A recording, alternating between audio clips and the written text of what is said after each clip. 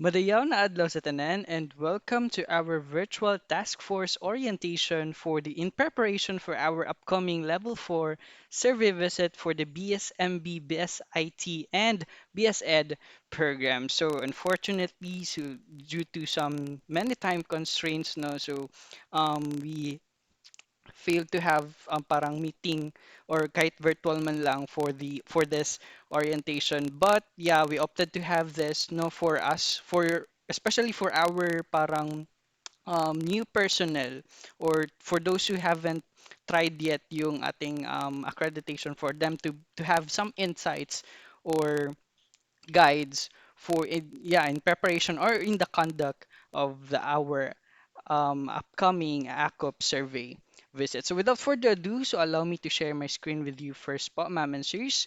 So yun. So again, welcome to our orientation of Task Force for Level 4 survey visit. So what are the main points we'll be discussing for this orientation? So first is we'll just have an overview of the AKUP guidelines, no, for the preparation and conduct of accreditation of level 4 programs. And then I'll be also be displaying or some the links where you can access our AKRED system tutorials. And last, we'll be having some discussions as well on the timeline for the level 4 survey visits. So yun, without further ado, so let's have yung first item natin, yung AKOP guidelines. So this guideline has actually been released by AKOP last 2021. And so far, parang the first implementation yata on our college for this new guideline was on last May from the last level 3 phase 2 accreditation. So let's jump on for the page 3. So here we could actually see yung respective areas natin no that are essential no for the upcoming survey visit. So first, so as indicated here, so of course the program must have met the following criteria or guidelines. So excellent outcomes in first in research, second is on the performance of graduates, next is on the community service, next is yung linkages and consortia, and last is yung well-developed planning. So these are actually the five areas na parang i-check during sa accreditation. So on the part 3 naman din po here based sa guidelines is where we could actually see um sana ba yung part 3? Yun. So there are actually some guideline then on the outline or suggested lang po ito no from outline for our narrative profile. So as per practice from the previous accreditation then, so this outline was also used as the main indicators for the respective program, but it still depends. So it is still this discretionary for the program or yeah or in the institute kung sa i-follow. But based on the past accreditation, especially from the level 3 phase 2, so kung sa to naka-indicate na outline from the narrative profile, yun din po ang gi-follow nila for their indicators for their respective areas. So first sa research is, yeah, it was naka-stipulate din naman din po yung mga parang sub-items on the research. So 1.A, yung we must have yung ating research agenda or program, and then 1.B, list of researches, and then 1. Uh, 1. B point 2 or I guess 3 yung presentation. And then on area number 2, which is yun, performance of graduates. Area number 3, community service.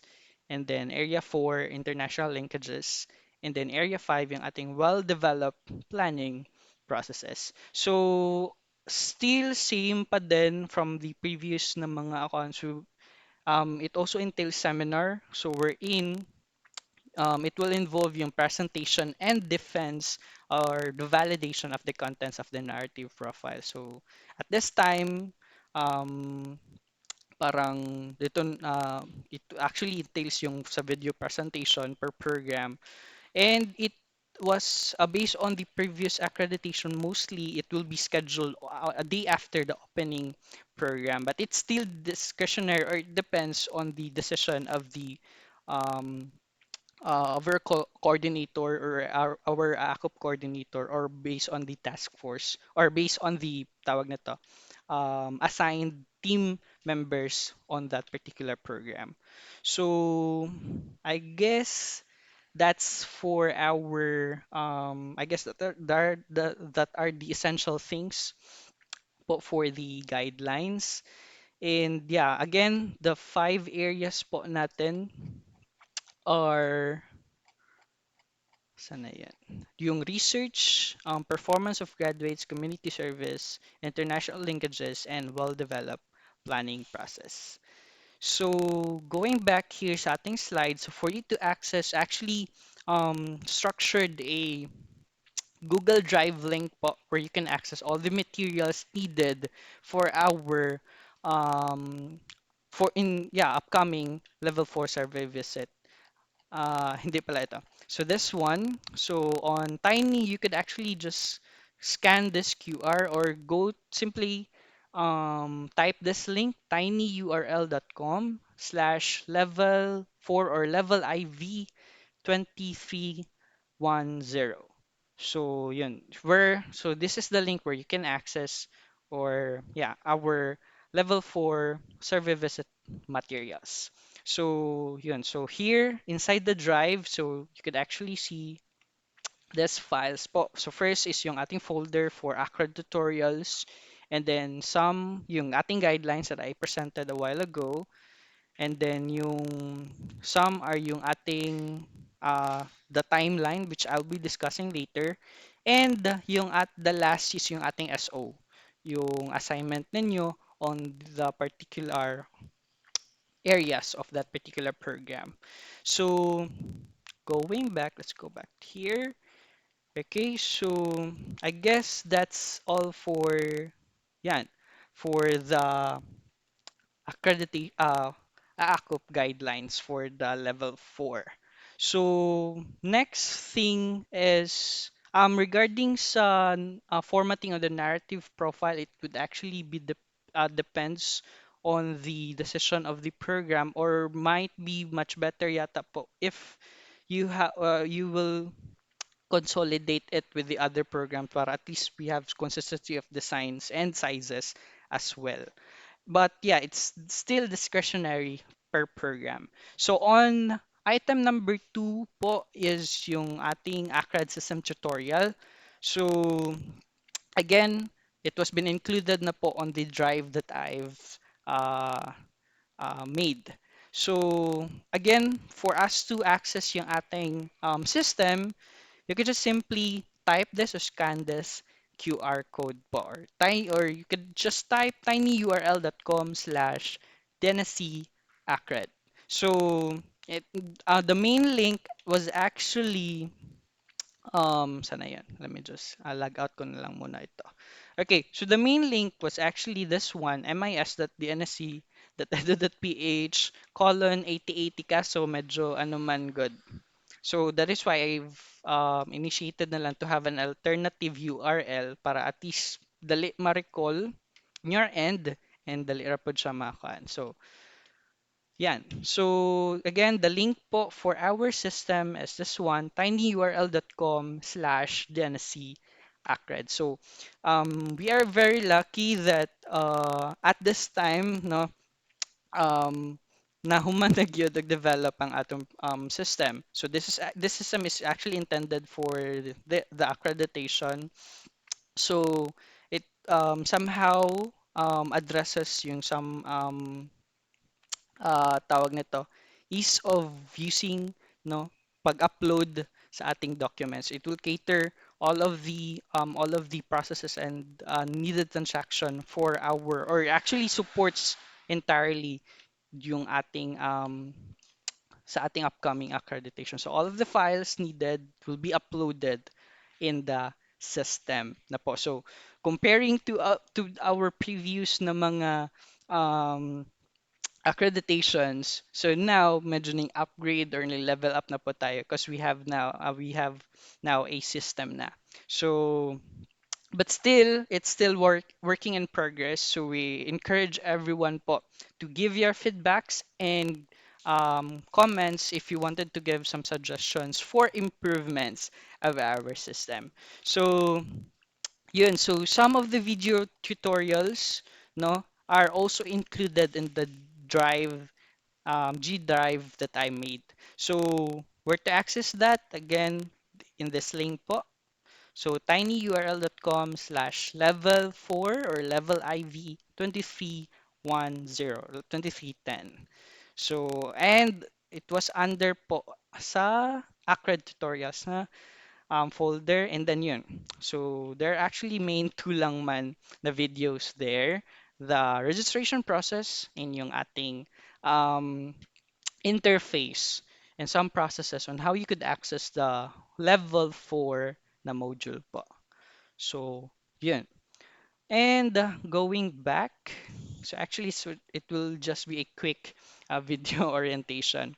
So, yeah, for the item number 3 is we'll be having yung discussion of timeline. So this was actually presented last week with the deans and the prog chairs no, concerned for the upcoming hindi pala ito. For the upcoming visit. So, sana ba yan? Yeah, ito de. So, yeah. So, again, so the date of visit would be scheduled on October 18 to 2023. So, parang 2 months na lang prior. So, yeah, I guess kaya na. So, on item number 1 po, so we have yung finalization of task force members. So, actually, medyo naglapse na ang schedule. So, it was the schedule date would be on August 7 to 11. So, last week. And yeah, responsible person yung concerned deans, program chairperson, and accreditation task force. So, um, still po, so if you do have some changes in the task force, please um, inform us immediately because this actually very important because on the step 2 kay of course kung kisa man tong naka-assign sumula man to i-register on the system so which ang ating registration ended kahapon so registration of user accounts it was been scheduled on August 7 to 15 po, no? So, but will be still accommodating yung late registration, no? Kay very essential man gud ang registration process because of course hindi po kayo maka-access in the system or kuan if wala po tayo naka-register. And upon registration pa po, napapoy assigning. So, medyo tedious then on our part since we need to assign pa each of the registrants or each of the users to their assigned areas. So next is on, yeah, 3. The one that I'm doing right now is our orientation of task force for level 4 survey visit is scheduled this day. So next is we have also yung preparation and uploading of documents, especially for our narrative profile, videos, and other relevant documents. So it was been scheduled on August 16 to September 14. And then next is we have yung ating institute level na survey visit. So we'll have scheduled on September 15 to 22. And then, yeah, so the responsible person for this are yun, concerned deans, program chairperson, and accreditation task force inside sa institute. And then on item number 5, so hopefully on September 26 to 28, so we'll be having na yung ating self-survey visit. So that's actually a week after sa ating, if I'm not mistaken, a week after sa ating external um, audit sa ISO. So, yeah. So, the responsible person, of course, our QA director, VPAA, college internal accreditors, concerned deans, program chairperson, accreditation task force.